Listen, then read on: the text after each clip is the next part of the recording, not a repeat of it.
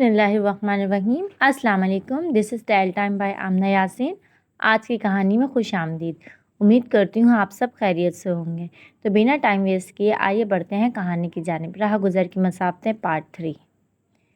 Phone पर बात सुनती सादिया की ऊंची आवाज़ पर लाउंज में बैठे वो तीनों हैरान होकर उसकी तरफ देखने लगे जहाँ से सादिया की आवाज़ आई थी। जब वो अंदर आई, गुस्सा उनके चेहरे से झलक रहा था।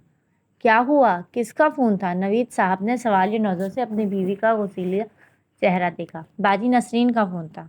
तो नवीद साहब के सवाल पर उन्होंने एक नज़र अनाया को देखा। वो भी सवालिया नज़रों से उन्हें देख रही थी। सादिया, मैं तुमसे कुछ पूछ रहा हूँ, वो गुस्से से बोले, क्योंकि ज़्यादा देर सब्र करना उनके बस की बात नहीं थी। उससे पहले कि उनका गुस्सा बढ़ता, वो मसलहत को एक साइड पर रख कर बोले, वो सोमवार को मिसेस इरफान की फैमिली आई थी। परसों फ़ोन करके उन्होंने अनाया के लिए संजीदगी भी ज़ाहिर कर दी थी। आज इनकार भिजवा दिया है। उनका बस नहीं चल रहा था उन लोगों का गला दबा दे। नवीद ने एक नज़र अनाया को देखा। इसके चेहरे से वो अंदाज़ा लगाने से कासिफ थे कि उसे बुरा लगा या नहीं। ठीक है, नहीं है तो नहीं सही। मुझे भी वो लड़का इतना पसंद नहीं था। क्वालिफ़िकेशन भी कोई इतनी ख़ास नहीं थी और काम भी मुझे इतना पसंद नहीं था। पता नहीं अब वो सच कह रहे थे या अनाया की तसल्ली के लिए कह रहे थे। वो तो सब ठीक है, लेकिन मुझे गुस्सा ज़्यादा इस बात पर आ रहा था कि आंटी ज़रीना ने उनके घर जाकर कुछ बातें की हैं। ज़रीना? नवीद का अंदाज सवालिया था। सादिया ने नज़रों से अनाया को देखा जिसका रंग बदला हुआ था। हमाद की माँ। उनकी आवाज़ धीमी थी, लेकिन नवीद साहब के अज़ाब तन गए। वो वहाँ तक कैसे पहुँची? वो सोनिया का नाम लेना नहीं चाहती थी क्योंकि सोनिया की ताई थी, लेकिन वो गलत भी हो सकती थी। अब गलत हो या सही, दोनों सूरतों में दोनों घरों में लड़ाई हो सकती थी। सो उन्होंने खामोश रहने को बेहतर समझा था।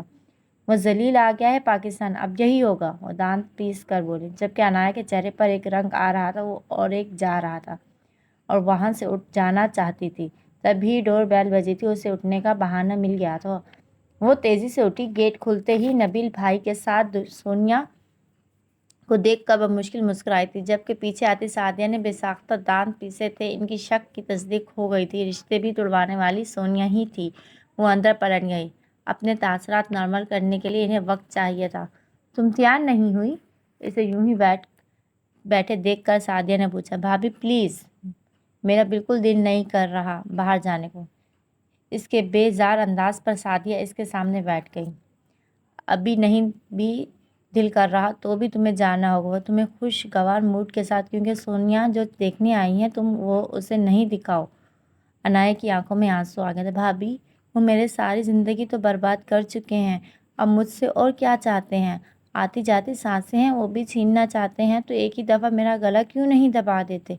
वो फूट फूट कर रोने लगी तो सादिया ने इसे अपने साथ लगा लिया। अनाया, मेरी चंद उम्रें तुम्हारे दुश्मन ऐसी बुरी बातें मुंह से नहीं निकालते। किसी इंसान के बुरा करने या सोचने से कुछ नहीं होता। होता वही है जो अल्लाह ने लिख दिया है। अल्लाह अपने बंदों को आजमाता है और साबित कदम रहने वालों को सिला ज़रूर मिलता है। तुम तो मेरी बहादुर बहन हो। चलो शाबाश, मुंह धोकर अच्छा सा ड्रेस पहनकर मेकअप करके आओ। यही सोनिया की चाल का जवाब है। आई समझ? वो उसकी आंखों में देख कर कहने लगी तो वह सर हिलाकर रह। अफनान ने गाड़ी चलाते हुए गर्दन मोड़कर साथ बैठे बाप को देखा, जो सामने के बजाय खिड़की से बाहर देख रहे थे। अफनान ने मिरर से पीछे बैठे ज़ीशान और हफ्सा को देखा और वो भी खामोश थे।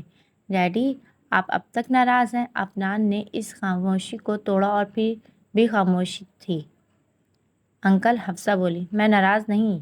अब के इन्होंने जवाब दिया। तो फिर आप कल से खामोश क्यों हैं? ज़ीशान की तरफ से सवाल आया। फिर खामोश थे। डैडी, आई एम सॉरी, मैंने आपको हर्ट किया, वो बस एक मजाक था। अब राहत साहब ने अफसोस से इसे देखा। क्या बाप से कोई इतना चीप मजाक करता है? बाप को मजाक समझ लिया है? जैसे तुम्हारी माँ फजूल बकवास करती है वैसे ही अब तुम लोग भी करने लगे हो। मुझे तो अफसर से शर्म आ रही है। वो क्या सोचती होगी? उसका ससुर किस कदर घटिया आदमी है जो आधी उम्र की लड़कियों से अफेयर चला रहा है। ला हौल वला कुव्वत। हफ्सा बेसाख्ता बोली। अंकल, मैं कभी ऐसा सोच भी नहीं सकती। मैंने अपनी सारी ज़िंदगी आपसे ज़्यादा अच्छा इंसान नहीं देखा। थोड़ी देर के लिए गाड़ी में खामोशी छा गई थी। अपने मजाक में तुम लोगों ने एक मासूम लड़की को भी घसीट लिया। कितनी शर्म की बात है। किसी पर तोहमत लगाना, चाहे वो मजाक ही क्यों ना हो। राहत साहब बोले।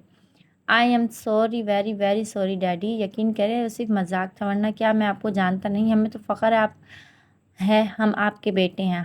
بالکل افنان کے کہنے پر ذیشان جلدی سے بولا تو ان کے تنے ہوئے اعصاب نارمل ہوئے تھے۔ یہاں میرے ناول راہگزر مسابقے کا تیسرا حصہ اپنے اختتام کو پہنچتا ہے۔ امید کرتی ہوں آپ سب کو بہت پسند آیا ہوگا، تو میری حوصلہ افزائی کے لیے اس کو لائک، شیئر اور پلیز سبسکرائب لازمی کیجیے گا۔ اب ملتے ہیں ناول کے چوتھے حصے کے ساتھ، تب تک کے لیے دیجیے اجازت، اپنا رکھیے گا ڈھیر سارا خیال، اللہ حافظ، اور ہاں سبسکرائب کرنا نہ بھولیے گا۔ Thank you.